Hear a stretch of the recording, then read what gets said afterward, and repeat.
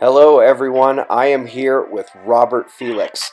For those who don't know, he is the author of IceAgeNow.info and the previous website, IceAgeNow.com. He is the author of Not by Fire, but by Ice, and of Magnetic Reversals and Evolutionary Leaps. We have at least mentioned both of those books, and we've talked about a couple of the points brought up and some of the scientific evidence in the world that has been supporting some of the things that Robert Felix wrote about, at this point, a couple of years ago to maybe more than a couple of years ago. He has done a lot of studying, much more time spent in school than most of us would love to, but he has a paragraph on his website that I think sums up a lot of who he is today, and you're all going to recognize this from one of the things that makes an individual a suspicious observer. Felix is not affiliated with any university, scientific establishment, or corporation, and therein lies his strength. Untainted by institutional bias or conventional wisdom, this architect turned author brings fresh insight into the study of ice ages. Robert, how are you doing today? I am doing great, Ben. Thank you for having me on. Absolutely. Now you are in the Pacific time zone, right? Yes, I am. Okay, excellent. We are recording this Friday afternoon, so it is just after 3 o'clock in the afternoon here in the New Valley of the Sun, Albuquerque. And so, Robert, it is just after lunch for you. Hopefully, we don't have a large impetus to want to take a nap after a large lunch now, and we can talk about some ice ages and magnetic reversals.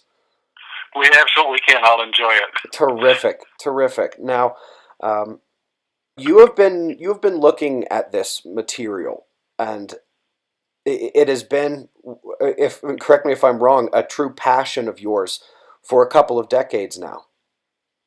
It sure has. Yeah, I began researching this in 1991, and I was not aiming for magnetic reversals. What I was doing is I was decided I was going to write a book on what really killed the dinosaurs, and for some reason at that time I thought it was an asteroid or meteor, and so I started researching and researching and researching, and the more I researched, the more I decided, no, I think it has to do with magnetic reversals. And to begin with, I didn't even know what they were, to be honest. For those who are listening who don't know, it's a time when compasses would be pointing, instead of toward the Arctic, would be pointing toward the Antarctic, and vice versa. But I decided that a magnetic reversal had an awful lot to do with the dinosaur extinction. And then the more I researched and the more I researched, I realized that magnetic reversals also, as far as I'm concerned, trigger ice ages, and that they return in a cycle, in a regular pattern that we should actually be able to predict. Well, I want to talk about that cycle, and specifically, I hope it'll be okay if we ask about something that tends to be maybe a bit shorter of a cycle than is commonly thought of in the mainstream look at what you'd call paleogeomagnetism. But if we can talk about the connection between magnetic reversals and ice ages, it's one that we have not been happy to make, but that we have had no intellectual choice but to come to similar conclusions. Could I ask a little bit more about some of the connections that make you put magnetic reversal and ice age in the same sentence there? Well, what I see is that ice ages have been returning in a fairly predictable cycle tied to precession of the equinoxes. And we descended into the Younger Dryas about 12,000 years ago, which was a period of of an ice age, or at least a smaller ice age, if you want to call something that sent 40% of the world's larger mammals into extinction, if you want to call that small. But anyway, that was about 12,000 years ago. About 23,000 years ago, we descended into a major ice age. By the way, the one 12,000 years ago correlates with what's known as the Gothenburg magnetic reversal or magnetic excursion. The Ice Age about 23,000 years ago correlates with the Mono Lake magnetic excursion. Then about 33,500 years, 34,000 years ago, we had an ice age that correlates with the Lake Mungo magnetic excursion. It seems to also correlate with when the Neanderthal went extinct. There's another one.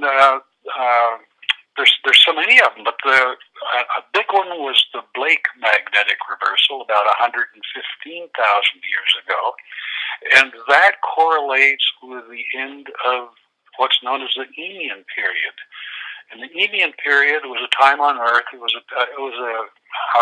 interglacial. It lasted about 12,000 years, and then came the. And by the way, it was even warmer than it is today. For those who think that we humans are causing global warming, but that was even warmer then. And then we had the Blake magnetic reversal, and we descended into catastrophic glaciation in less than 100 years. Some people say in less than 20 years. So these things happen tremendously rapidly. But as I did the research, I just saw more and more of these ice ages that correlate with magnetic reversals. And I don't think it's an accident. Yeah, we've come to that exact same conclusion. Now, what's interesting is the only thing that look through time wouldn't tell you, and that's how that works. Have you ever looked into any of the information about how a magnetic reversal might cause an ice age? Well, my theory, and I think I'm getting closer and closer to proving that theory. But I think that I think our magnetic field, the magnetosphere, protects us from cosmic rays and from solar cosmic rays, galactic cosmic rays, and solar cosmic rays. But I think that as we lose our magnetic field strength, that's what happens when we go into a reversal. As we lose that strength, I think that we are seeing what we see is more and more volcanic activity, and more specifically underwater volcanic activity. When I started writing a book back in 1991, scientists thought there were 10,000 underwater volcanoes in the entire world, and now that was 1991. By 1993, scientists had discovered another 1,100 underwater volcanoes off the coast of Easter Island. So they increased the world supply of underwater volcanoes by 10% in just a matter of months. Well, now NASA estimates that there are probably more than 3 million underwater volcanoes. Well, what I see is that those underwater volcanoes, that volcanic activity increases tremendously at the beginning of ice ages when we have a reversal. So all of that lava pouring into the sea, that magma pouring into the sea, starts heating the seas, or at least heating the surface of the sea, and that increases evaporation. Well, then, so you've got this increased evaporation rising into the skies that have been cooled by the above water volcanoes, and that, to me, is the recipe for an ice age. That is I would imagine that the folks listening to this are probably wondering if you and I huddled up on this before we had this call, because that's utterly close to what we've been saying now for a while. There was some excellent science that came out in 2011 that discussed how cosmic rays, the highest energy ones, the ones that would actually penetrate into the mantle, would actually surge upward the viscosity level of silica-rich magma. And what's interesting is it was a very convincing study, but it was the only one of its kind until about a month ago, when another completely independent international team of collaborators showed not only that there was the volcanic dust index of the atmosphere went up and down over approximately 11 years, indicating a lagged modulation by the sun. But they also said that the biggest spikes throughout history, so far as they could reconstruct, appeared to happen during the Dalton minimum period of the sun, during the Maunder minimum period of the sun, meaning that it was indeed at least a temporal, a time-related correlation between periods of high cosmic rays on Earth and periods of high volcanic activity. And we haven't even gotten into the idea that cosmic rays create clouds, and clouds on this planet are white, unlike Venus, and so they have a perfect albedo reflection profile. Uh, Greenhouse effect doesn't quite work as well here as it does on Venus, but maybe that's another conversation. Um, so, Robert, I'm thinking that it's pretty clear that a lot of your research is at least on a parallel highway to where all of our listeners have been.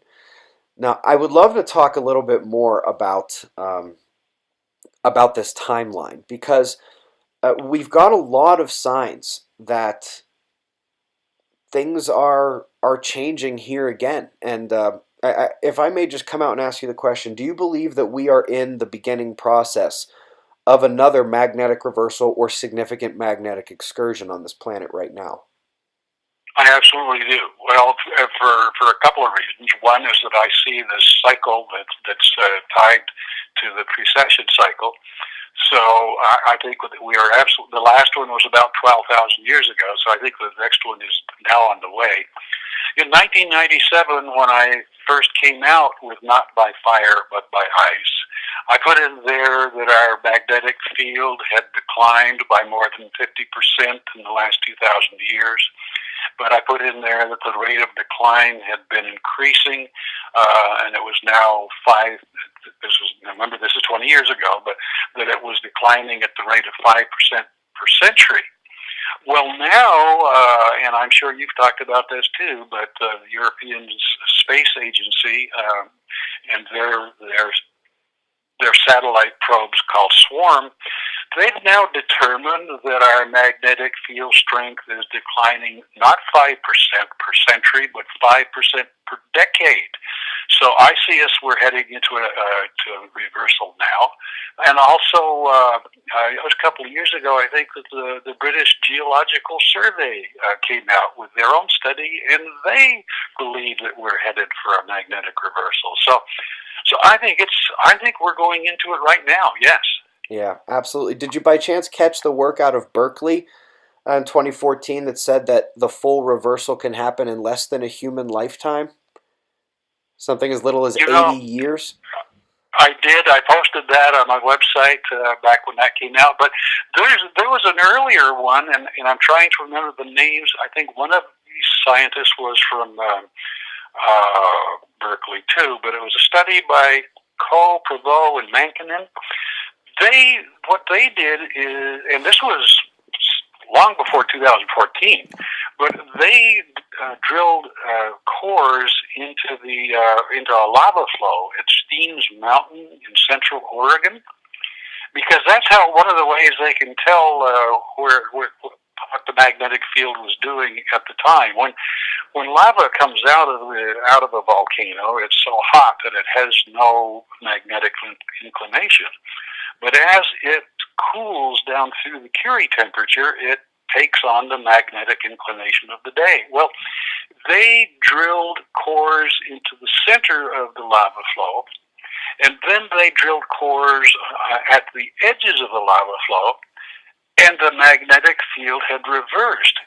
And so they figured that magnetic field had reversed during the difference in time it took for the center of the lava flow to cool as it did for the edges of the lava flow.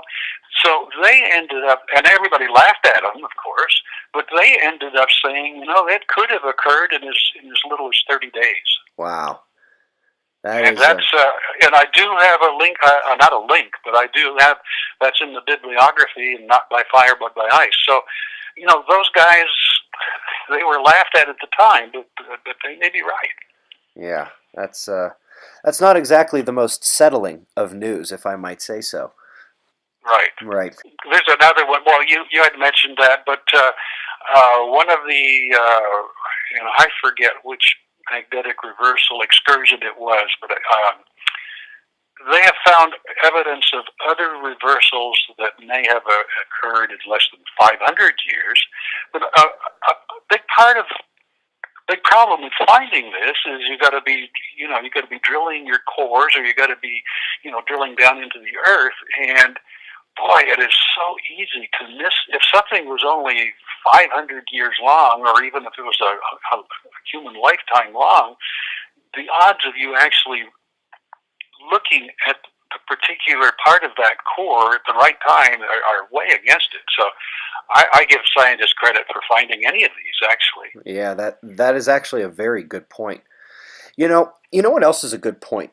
It is not difficult to get your Google on, do a little bit of research, and figure out that there's mass extinctions tied to these magnetic reversals. But I also think that when we're talking about this shorter timeline, that gives humans probably experiencing at least a couple of these since we started using tools. Definitely not any since we started using electricity, but this isn't like a we're all gone type of situation. There's the possibility uh, that we'll make it through this, or perhaps even make it through it a little differently than we started. Right? You've got this idea about evolutionary leaps coming from magnetic reversals, and Professor August Dunning from Caltech talked about that a little bit at our conference just under 1 month ago. And so we'd love to hear a little bit more on that topic. I know all the folks who attended were really interested in that concept. Yeah, I'd love to talk about that. It's the book that I wrote, Magnetic Reversals and Evolutionary Leaps. I guess I'm going head to head with Charles Darwin, but Darwin had said that evolution, occurs in a slow, stately manner over thousands of years, even millions of years. But paleontologists don't see it that way at all. Stephen Jay Gould of Harvard, the former, deceased now, but he wrote a paper called "Punctuated Equilibria," where he saw that evolution takes giant leaps. I've got one chapter in the book, Magnetic Reversals and Evolutionary Leaps. One chapter starts with it's called "Suddenly," because every paleontologist that I know of is saying that evolution does indeed take giant leaps. And so going from there, the other thing I discovered that after each extinction, and I can correlate extinctions with magnetic reversals. Yeah, absolutely. I think that magnetic reversals lead to extinctions. But the other thing is that these evolutionary leaps take place right after magnetic reversals, and you'll have new species that never before appeared in the record, and with no more known forebears, they just suddenly show up. And there's just so many cases of that when it does speed up. And the big reason I think that this happens, and I'm sure you said this too, but a magnetic field, as you have said, protects us from cosmic rays and from galactic cosmic rays and from solar cosmic rays. And those have radiation. And so in my studies, I found out that at the Gothenburg magnetic reversal, for instance, why there were great spikes in carbon-14, which is radioactive. There were spikes in beryllium-10. There were spikes in strontium. And so what I see is these have spikes in these radioactive materials that, in many cases are certainly going to cause cancer and lead to death. But in other cases, I'm saying that leads to entirely new species. I think you're absolutely right there. They call those invalid insertions. There's absolutely the possibility for a galactic cosmic ray proton to do some more different damage. And if the proton itself hits a piece of DNA, the piece of DNA is just going to be broken to bits. Sure. But when you get down to the gamma ray or the X-ray cascade, the secondary productions, even the muons or electrons, those can do something called an invalid insertion, and it's almost a misnomer because whether or not it is a change in DNA to the benefit or the detriment, it is called an invalid insertion. Perhaps there should be a different classification if it's something good, something that helps you survive. Sure. Really Well, fascinating topic. it's an accidental insertion, I guess. Accidental insertion, yes. Yeah, yeah. So I don't know that there's been any. I don't think there's been any grand plan that has necessarily led to humans or not humans. It just changes things. But I mean, we find at extinctions, especially at the dinosaur extinction, but we find all sorts of coal and carbon deposits that, and coal has a lot of radioactivity to it. But you will find, I went to visit the Royal Tyrrell Museum of Paleontology in Drumheller, Alberta. It's the largest dinosaur museum in the world.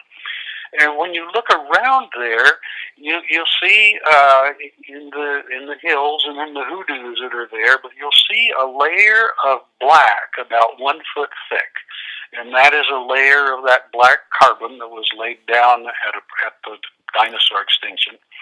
Underneath that layer of black carbon, that's where they find all of the dinosaur bones and remains. Above that layer of black carbon, nothing. The dinosaurs are gone, and I think that, and they found dinosaur fossils in even in Texas, where they're buried under a layer of black carbon. And again, I think that radioactivity killed some of them, but killed all of them, but also succeeded in giving us brand new species. Yeah, well, I'll tell you, it's definitely lucky that every time there's a magnetic excursion, we don't get a new coal seam on the planet. Otherwise, we might not be having this conversation, huh? That would have been probably one of the most titanic magnetic reversals. That must have lasted for a while, and that must have also included some kind of supernova nearby or something in terms of the cosmic rays to light it up like that. Or maybe there was an asteroid involved in that one too. It's interesting. I don't know. I every time scientists can't explain something, they say it was an asteroid. Yeah, and I question if we've had so many of those. 12,000 years ago at the mammoth extinction, they discover that there's a layer of carbon. It's certainly not as thick as the carbon that covered the dinosaurs, but there were diamonds, microscopic diamonds that were spread across our planet 12,000 years ago. There's in Arizona, in some areas, there's a blanket of carbon that covers some of the mammoth remains. Now, there have been studies that try to blame that on an asteroid. I don't go there. I go to the magnetic reversal. And then also 12,000 years ago is when the Carolina Bays formed. And most people have never heard of the Carolina Bays. I haven't either, but Carolina Bays are depressions in the ground that studies have shown did in fact form about 12,000 years ago. And some of these depressions, they range from 20 feet deep to 50 feet deep, so they're not very deep. And they'll range up to 6 miles long by like 3 miles wide, so they're all elliptical. I went to visit one of them in South Carolina last year. It's a swamp, that's all it is now.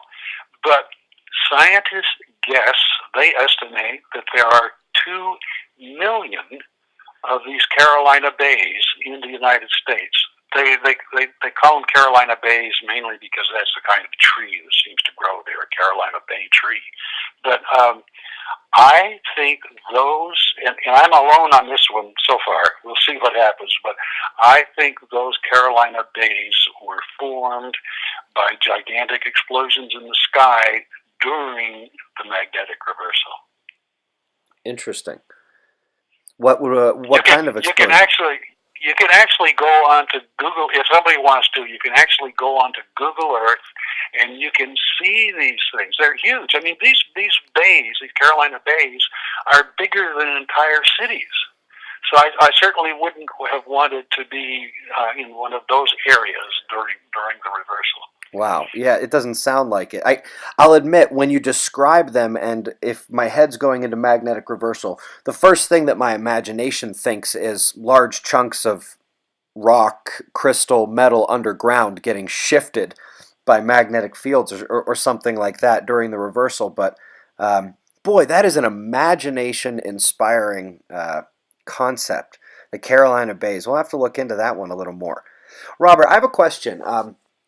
What besides recommending that everyone keep their eyes open, remain somewhat suspicious of things that everybody seems to accept as true, and of course checking out the updates you do on the upcoming ice age on your website daily or nearly daily.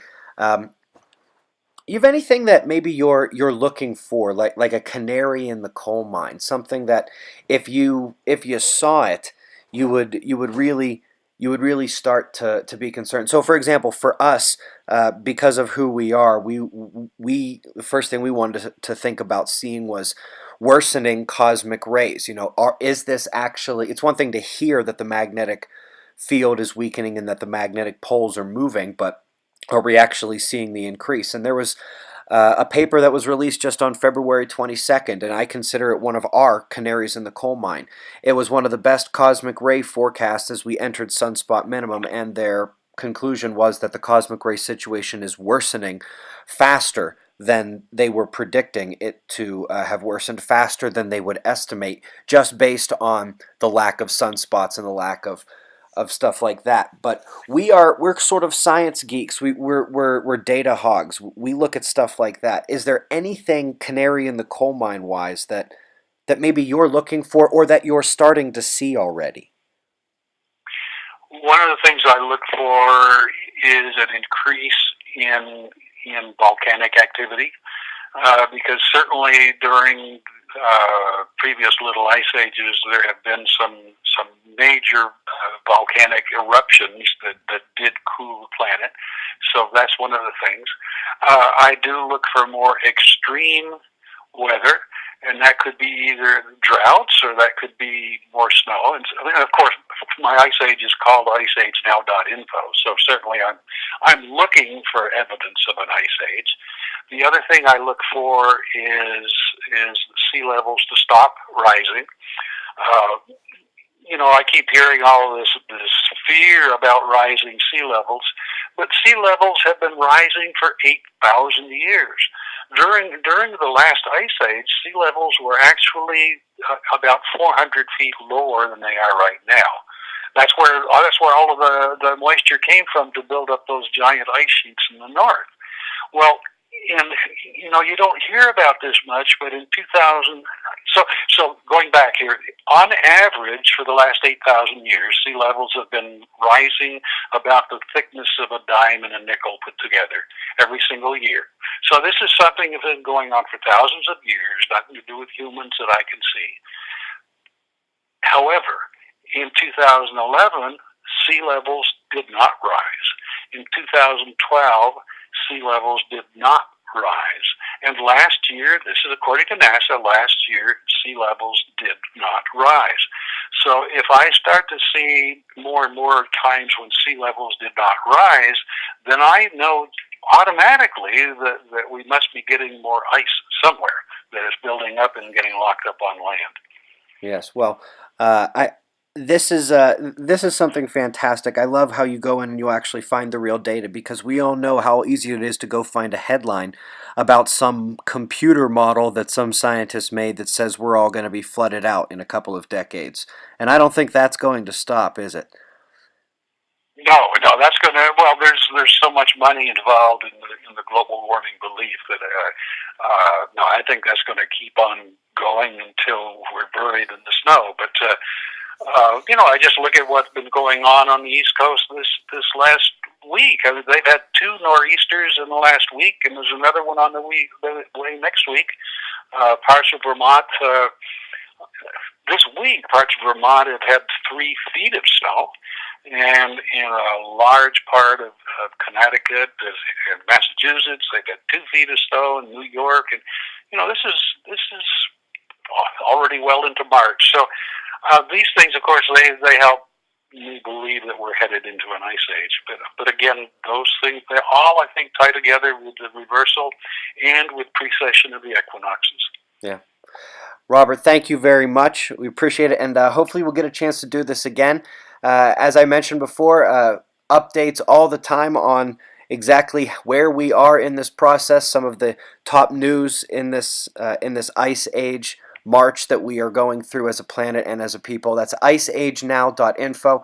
Robert, Felix, thank you once again. Really appreciate your time today. Ben, thank you so much for having me on. I've enjoyed it.